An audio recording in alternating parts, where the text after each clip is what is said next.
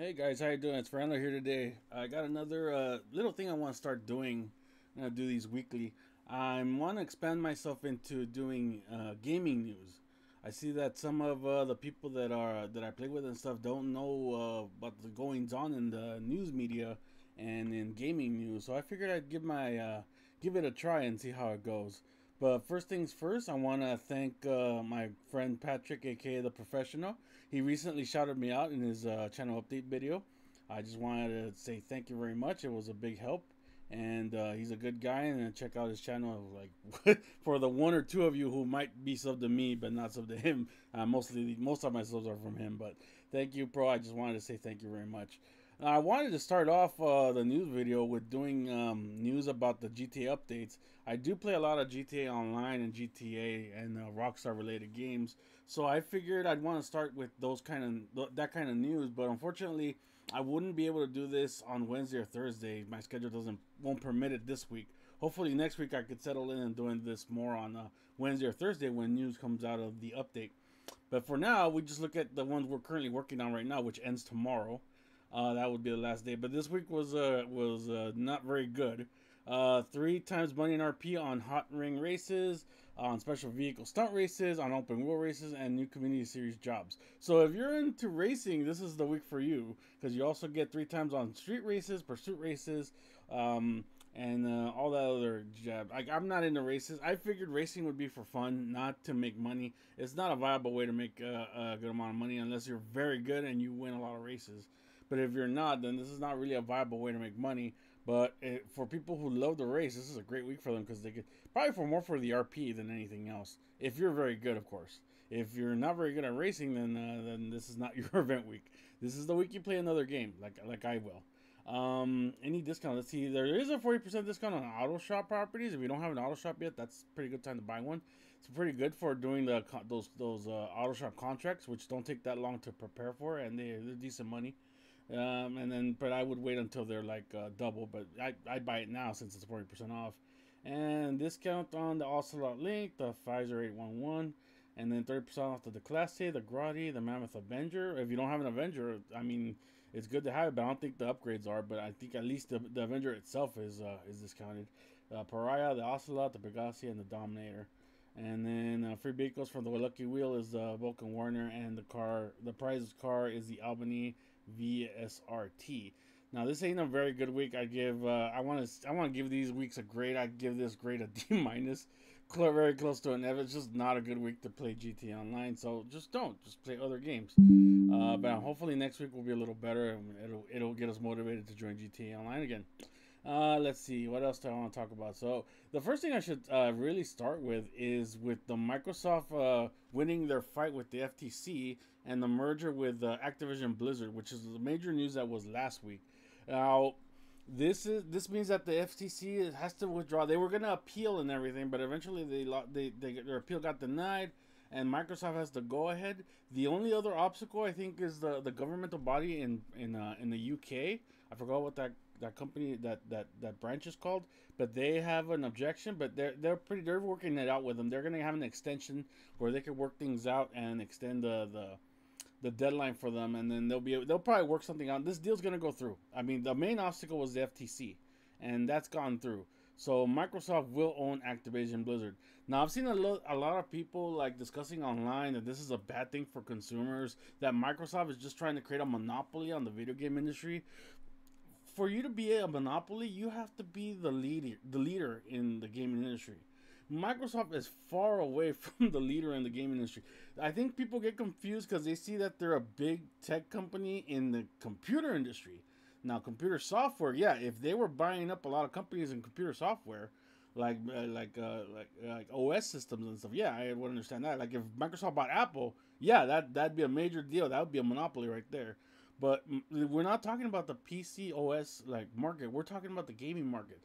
Microsoft has been last since their inception, since the original Xbox in 2001, and they've been there for the longest time, pretty much doing the same thing they are now, just buying companies and making games off of their purchases and stuff.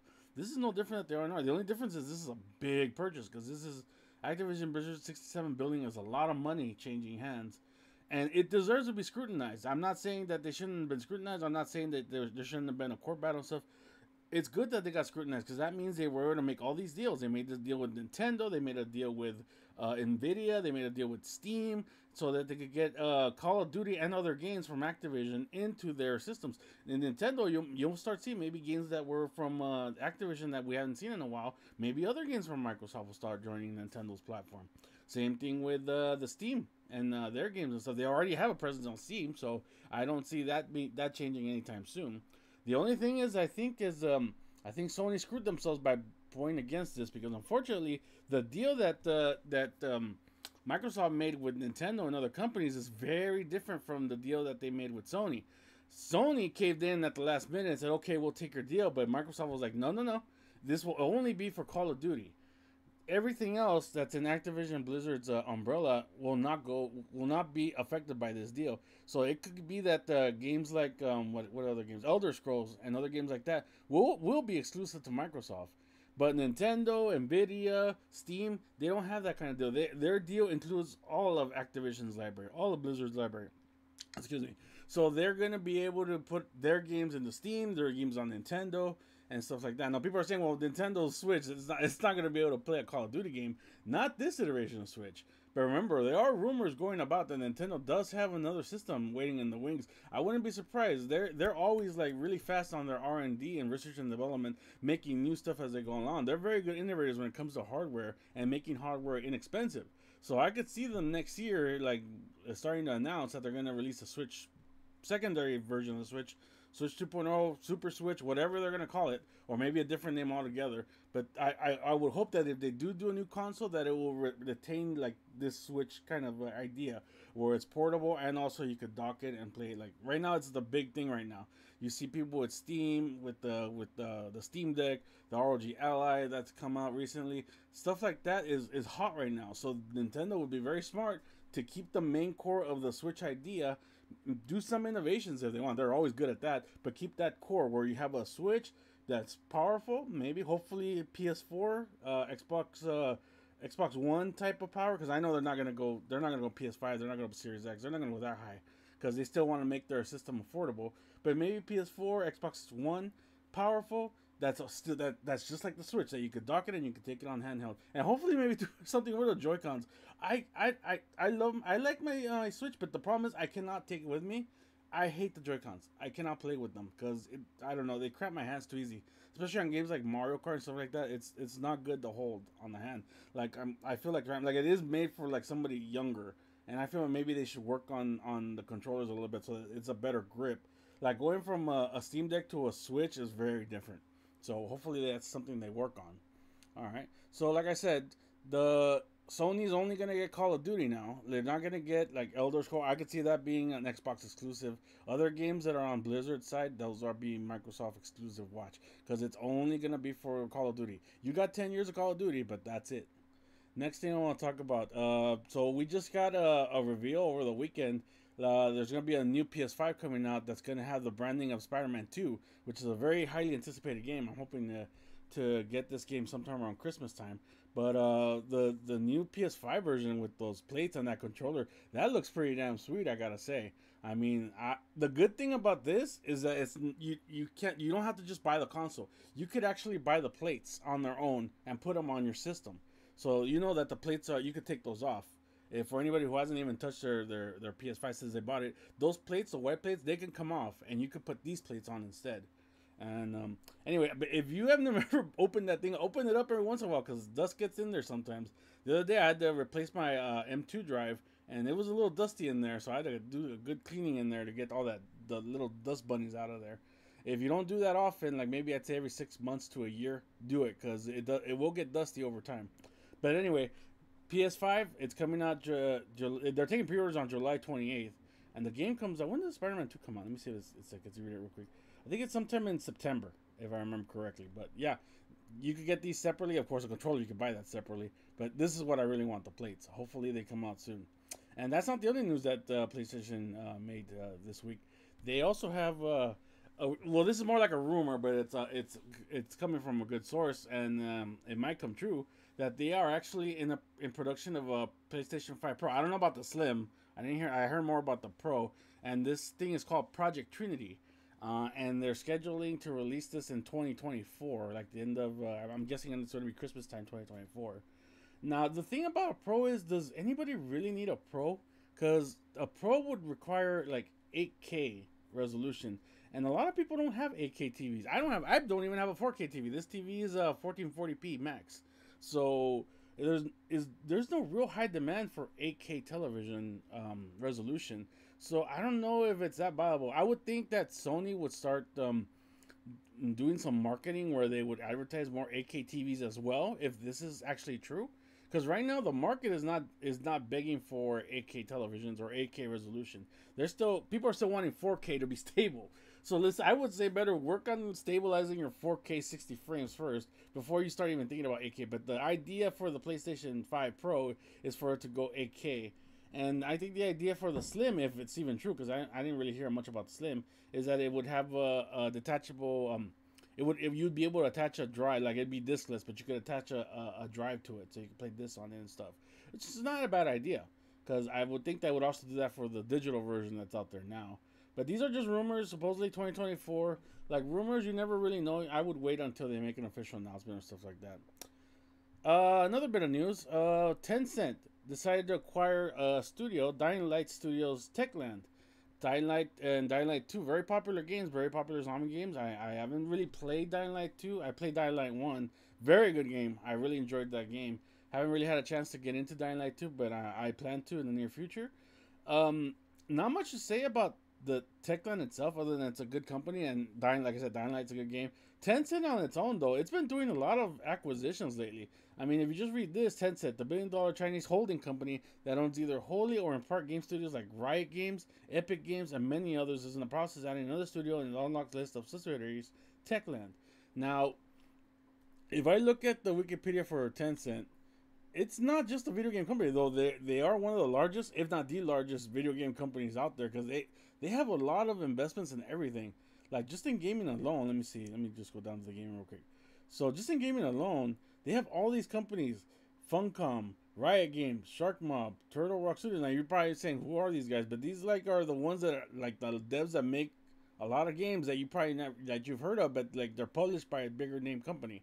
But one of the bigger names, Epic Games, Ubisoft, now Techland, and companies like that. There's a lot of companies out here that Tencent owns. They also, I think, a player in the mobile gaming industry, but they also have a lot of stuff that they own, that they have too. They have social media, entertainment. We already went through the gaming.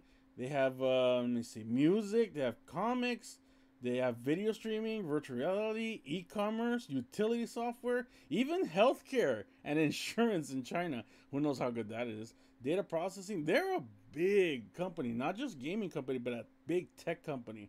And I'm wondering if they're gonna even do much with Techland. I'm thinking this is just an acquisition where they'll just for profit, and they'll let, like, hopefully Techland just continue to do their own thing. They've been very successful without any leadership from anybody higher up.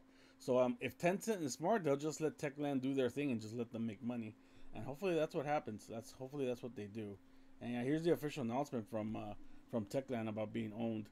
And let me read it real quick. So it says, "Dear gamers, I want to share some really exciting news and to mark the start of a new chapter in Techland's history. Techland has been a huge part of my life for more than 30 years now." Okay, he's going to go to a lot of personal stuff. Let me get to the announcement. Okay, today I'm happy to announce the partnership with Tencent, who are in the process of becoming Techland's majority shareholder. Teaming up with Tencent will allow us to move full speed ahead with the execution of the vision of our games. We have chosen an ally who has already partnered with some of the world's finest video game companies and helped them reach new heights while respecting their ways of doing things. We will retain full ownership of our IPs, maintain creative freedom, and continue to operate the way we believe is right. And it's also going to continue serving as the studio CEO. So that's encouraging to hear that Techland is going to keep their independence for the most part. I mean, they'll still have to answer to Tencent, but I guess it's only in relation to profit margins and stuff like that. But if they just let them keep their creative freedoms and their IPs and stuff, and let them make the games that they want to make, I'm sure Techland will make them a lot of money. And I'm guessing that's what Tencent bought them for, basically. So hopefully that's it. And just one other piece of news that I wanted to cover. It's something I covered on Twitter when I was tweeting, and that's Ubisoft. Since I just mentioned them through the Techland acquisition, Ubisoft recently started sending out emails and this freaked out a lot of people because the emails were about cancellation or closures of accounts due to inactivity. And this is the email that they sent out. Hello, we noticed that you have not been using your Ubisoft account associated with email address, blah, blah, blah. We have temporarily suspended your inactive Ubisoft account and will be closing it permanently in 30 days in accordance with our terms of use. If you wish to keep your Ubisoft account, you can cancel closure by clicking on this cancel button, blah, blah, blah. So basically, they're sending out notices for accounts that have been inactive for long periods of time. Now, how long is it inactive? They don't specify. It could be a year, it could be 10 years, it could be 6 months. It's not specific to how long inactivity is actually accounting for before they send the email. Now, if I read, like, I was reading the terms of service, it doesn't specify a time. It just says long-term inactive accounts. So it doesn't specify how long is long-term. It doesn't say a year, it doesn't say 3 years, 5 years, whatever. It just says that if it's flagged as inactive, it'll be inactive, but you can cancel the closure. But if you're busy, if you have a life experience where you can't be online, you don't check your email, you're doing your own thing, taking care of business somewhere else, come back and then want to unwind and play some Ubisoft games on the Ubisoft account, and then all of a sudden you log in, you didn't get to the 30 days in time, and now everything was gone. But thankfully, they were able to clear that up. Let me see if I have this right here. Here we go. So thankfully, Ubisoft cleared it up a couple of days ago. They said that accounts that are permanently deleted for inactivity, it won't happen if you have purchases on your account. So if you ever bought a game through Ubisoft or Uplay, through any of the I should have opened that up actually. I do have a Ubisoft account.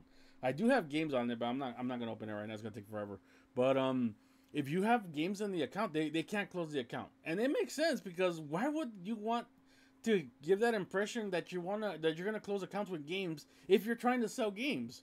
I mean, if you're trying to, the only reason why they opened that Ubisoft Uplay thing is so they can make money and not have to pay Steam, not have to pay Epic Games the 30% they have to pay them to put it in their storefront. That's why they have Uplay. That's why they have their own app. So they could sell your game directly and they don't have to give that 30%. So why would you scare people into thinking, oh, you know what?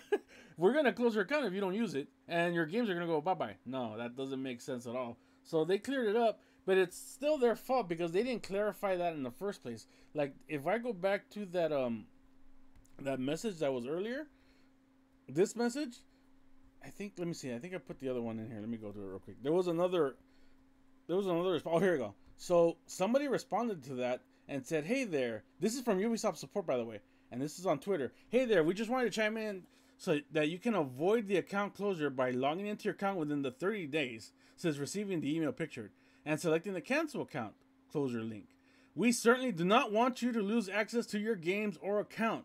So they're saying it right there. We don't want you to lose access to your games. So they're implying that if you don't do it, you will lose your games. They should have clarified it right here. You cannot lose your games if you have games purchased on the account. Your account will not be deleted if you have games purchased.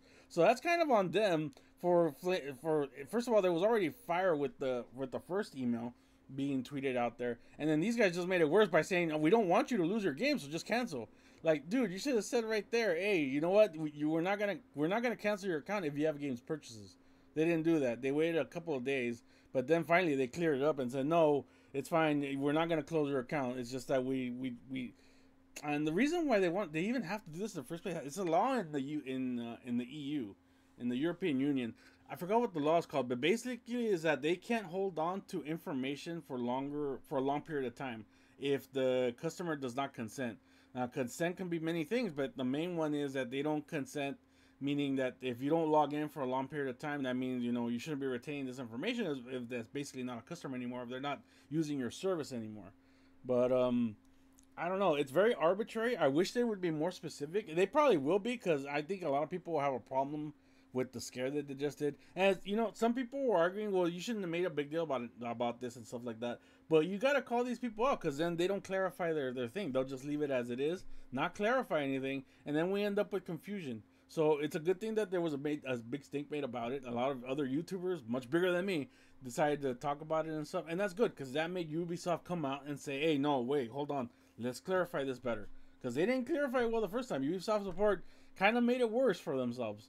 So, like I said, if it's good that people talked about this, and it's good to talk about it because there's also a lot of things about preserving games and preserving the older games and stuff like that. Physical discs like slowly going away, everything going digital. It's good to have we have these conversations so we could still remind people, hey, you know what? We gotta preserve these games, and this is another form of game preservation. So I'm glad that people talked about it. I'm glad I talked about it, and I'm glad Ubisoft clarified it and made sure that these accounts that have games on them will not be deleted no more. So that's about it. I mean, this was first day of me trying these gaming news things. Hopefully, you guys enjoyed it. Like I said, I'll try to do this like on Wednesday or Thursday because that's when the GTA update news comes out, and that's kind of where I want to do it. And I could reflect on other news that happened during the week. Thank you guys for watching, man. I really appreciate it. For all you new people out there, thank you for joining. Appreciate you joining. This is my name is Fernando. I'm AKA known as the Sheep Taco Man to everybody. Thank you very much for watching. Take care and eat your sheep tacos. Have a good one.